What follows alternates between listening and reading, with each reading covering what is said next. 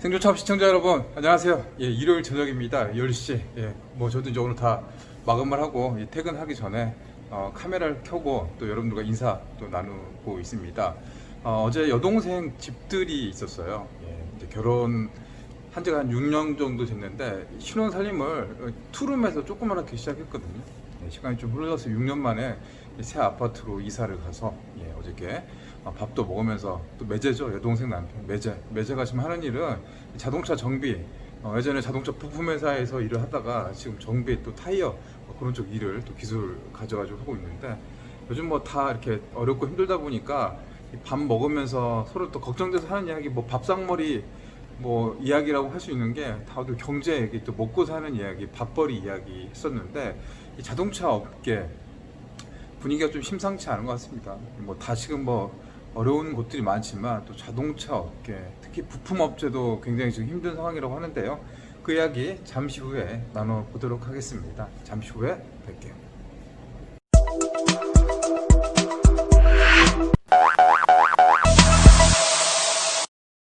제가 이제 있는 이곳 광주는 지역 생산에 가장 많은 부분을 차지하고 있는 게 이 자동차입니다. 거의 1위라고 할 수 있거든요.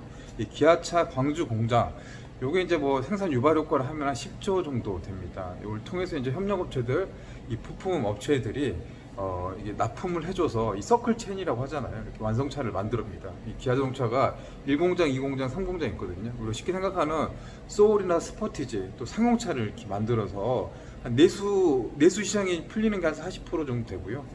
수출이 한 60% 됩니다. 이거 뭐 기아차뿐만 아니라 국내 이제 완성차는 이 대부분 수출 비중이 큰데요. 지금 뭐 코로나 사태가 터지기도 하고 또 경기가 좀 위축되면서 전반적으로 이렇게 가동률 자체가 중단돼 버렸습니다. 실제로 기아차 광주 공장도 4월부터 계속 임시 휴업이 계속 반복되고 있습니다. 5월 같은 경우는 오히려 쉬는 날이 더 많아지는 상황이 됐고요. 계속 이렇게 휴업을 반복하다 보니까 이 협력업체들, 중소기업들이 굉장히 힘든 상황입니다. 특히나 이제 부품 업체들 매출이 거의 반토막되고 공장 가동률이 한 40% 수준입니다. 작년 대비해서 60% 정도 줄었죠. 나가는 돈, 인건비, 부대 비용은 제조업에서 크게 줄일 수가 없는데 이 매출이 이렇게 크게 줄어버렸으니까 버티기가 굉장히 힘든 상황이라고 합니다. 실제로 저희 단골 손님도 여기 평동산당이라고 저희 가까운 곳에 있거든요. 거기 직원들이 한 40명 정도 됐었는데 매출이 이렇게 나타나니까 줄어가지고 직원들 한 절반 정도를 이 구조조정했다고 합니다. 직원들 섬찟했죠. 다행히도 그 직원, 우리 단골 손님은 거기 좀 살아남았지만 나간 사람도 마음이 불편할 거고 지금 남아있는 사람도 지금 마음이 불편한 상황이라고 합니다. 이렇게 부품 업체들이 힘겹고 힘들어한 게 실제로 이렇게 나타나고 있는데, 저희 매장에도 부품 업체에 있다가 이제 자동차 타이어 매장을 이제 운영하려고 이제 그런 가게를 있는데 회사들이 적자가 나기 시작한 거죠. 사실 그 성수기라고 할 수 있는 게 타이어는 이 겨울철입니다. 눈 와가지고 빙판길 되면 이 타이어를 가는 수요들이 매출이 굉장히 높게 나타나거든요. 왜냐면 자동차는 여러분도 아시겠지만 안전하고 직결된 거잖아요. 타이어가 이렇게 좀 마모될 것 같고 미끄러지면 크게 사고 날 수 있으니까 대부분 소모품 부품들, 자동차가 좀 탈이 나기 시작할 때는 대부분 가격 저항 없이 이렇게 교체를 하는 그런 수요들이 있습니다. 1월달, 2월달, 12월달이 최고 매출이라고 하는데 이게 그 분위기가 정말 예전 같지 않다라는 이야기를 어저께 이야기를 나눴습니다. 요즘 어떠냐 그랬더니 형님 진짜 요즘 분위기가 장난 아니다고. 그래도 5월달에는 긴급 재난지원금이 좀 풀려가지고 좀 목돈이 들어가는 타이어, 경정비 부품 그런 매출이 좀 늘었다고 하는데 6월달 들어서는 이제 또 매출이 또 뚝 떨어져가지고 회사가 조금 힘들다고 하네요. 어렵다고 걱정을 많이 하고 있더라고요. 이제 애들 이제 걷기 시작했고 또 아파트도 또 대출을 또 받아서 갔으니까 또 고정비 또 나가잖아요. 전에는 여동생이랑 같이 맞벌이 했었거든요. 간호사, 병원 응급실에서 일을 하고 한쪽에서 이렇게 돈 벌고 이렇게 했었는데 이제 애가 둘이다 보니까 이제 육아를 전담할 수밖에 없죠. 외벌이 생활이 되고 이렇게 이제 조금 이제 회사들이 좀 어렵고 힘들고 어렵다 보니까 이제 점포를 해서 이렇게 직원들을 돌려서 하는 거예요. 광주에서 하는 직원들인데 목포로 보내기도 하고 또 나주로 보내기도 하고, 그래서 조금 이제 조금 이제 뭐라고 해야 되나요? 이렇게 좀 걱정하고 좀 우려스러운 그런 이제 이야기를 해서 조금 이제 좀 안쓰럽기도 하고 또 걱정이 좀 되기도 한 그런 시간들을 어제 보내고 왔습니다.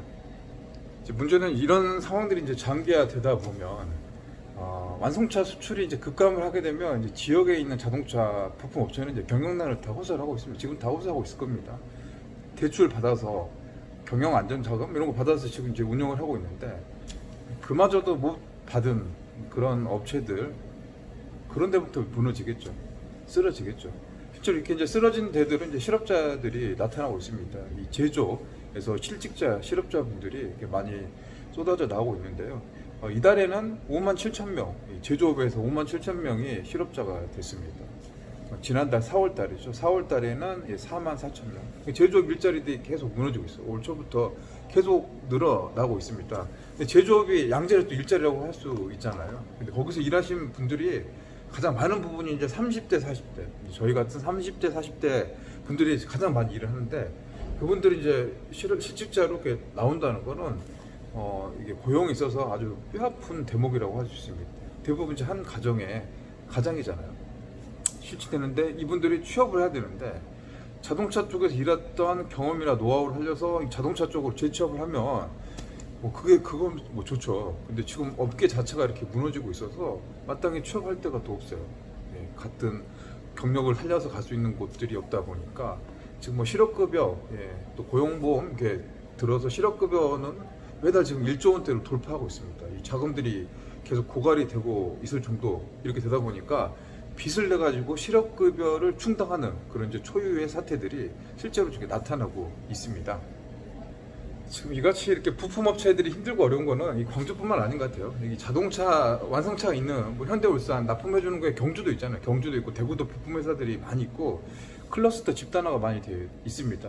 광주 같은 경우도 뭐 평동 산단, 하남 산단, 뭐 소촌 산단에 부품을 납품해주는 회사들 1차, 2차 협력업체들 한 250곳 가까이가 있는데 지금 이렇게 이제 완성차가 스톱 돼버려요. 대기업에서 스톱 돼버리면 이 불똥이 계속 튀게 되는데 그걸 버티는 힘들이 밑으로 내려갈수록 약해질 수밖에 없습니다. 그러니까 참 무서운 것 같아요. 이 코로나 여파도 있지만 이 소비 심리도 안 살아나고 물류 간 이동이 안 돼버리죠. 이 서클 체인이라고 하잖아요. 글로벌 가치사슬 자체가 이제 무너져 버리는 게 정말 무서운 것 같아요. 기존에 이렇게 부품 수입해서 조립해가지고 판매를 하고 완성을 해가지고 그 외화벌이를 했다면 지금 그거 자체 개념 자체가 완전히 사라져 버리는 겁니다. 그게 무서운 것 같아요.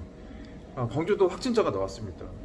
지금 좀 이 코로나 사태 때 광주는 그래도 청정 지역이라고 그래도 조금 안심지대라고 생각을 했었는데 어제 뭐 대전부터 시작해가지고 전주, 또 전주에서 그 식당에서 이게 나왔는데 그 식당 한 곳이 또 제가 또 운영하는 그 브랜드, 같은 브랜드라 와 그게 참 뉴스를 보면서 요즘 뉴스를 보면서 섬찟할게 뉴스를 봤을 때는 과거에는 내 이야기가 아닌 듯한 뭐 그런 느낌을 받을 때가 많았었죠. 근데 지금은 TV에 나오는 뉴스 다 내 이야기 같아요. 다 지금 이 상황이.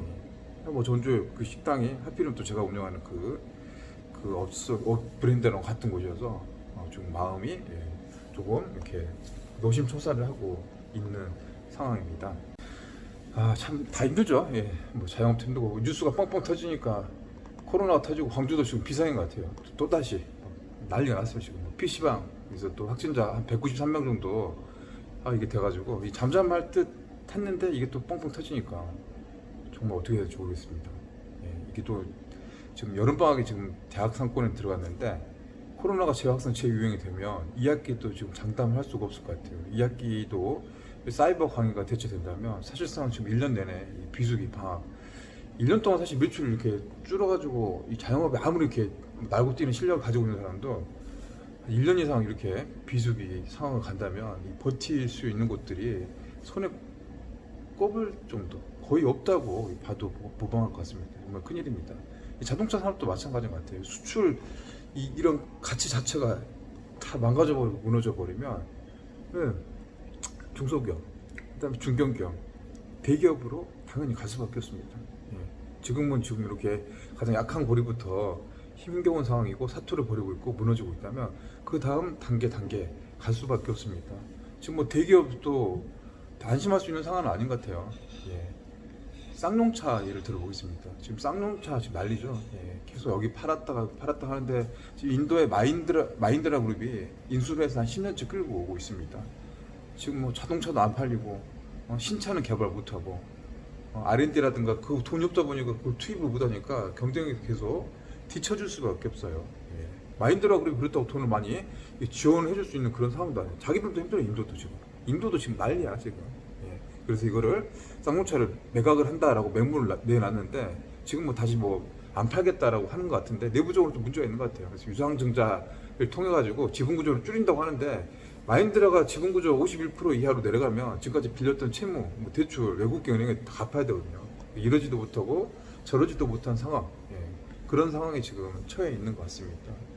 참 이게 뭐 대기업도 지금 실제로 이렇게 문제가 나타나고 있어서 다시 한번 또 강조를 하고 있지만 이제 끝으로 이제 이 대기업 노조 민주노총 같은 경우도 이제 최저임금 25% 인상 이렇게 요구안을 관철을 시키려고 하고 있잖아요. 근데 상황을 정말 모르는 것 같아요. 이게 결국 부메랑이 되어서 이 자기들한테 돌아올 건데 예, 팍 지금 던져가지고 제대로 한번 맞게 되는 상황, 답답한 상황인 것 같습니다.